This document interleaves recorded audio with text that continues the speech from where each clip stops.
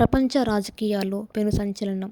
America సైన్యం వెనుజులా అధ్యక్షుడు Nicholas మదురోను బంధించి న్యూయార్క్ జైలుకు తరలించింది. అసలు అమెరికా ఇంత సాహసం ఎందుకు చేసింది? జనవరి 3న జరిగిన ఆపరేషన్ అబ్సల్యూట్ రిజాల్వ్ ద్వారా అమెరికా ఈ దాడి చేసింది.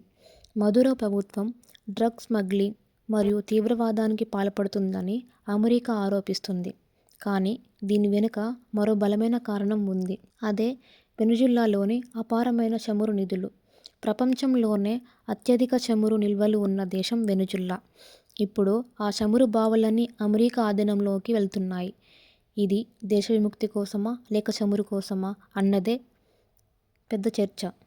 మరోవైపు రష్యా, చైనా దేశాలు అమెరికా చర్యను తీవ్రంగా ఖండిస్తున్నాయి. ఇది మూడవ ప్రపంచ యుద్ధానికి దారి తీస్తుందా? మీ అభిప్రాయాన్ని కామెంట్ చేయండి. ఇలాంటి మరిన్ని అప్డేట్స్ కోసం ఇప్పుడు సబ్స్క్రైబ్ చేసుకోండి.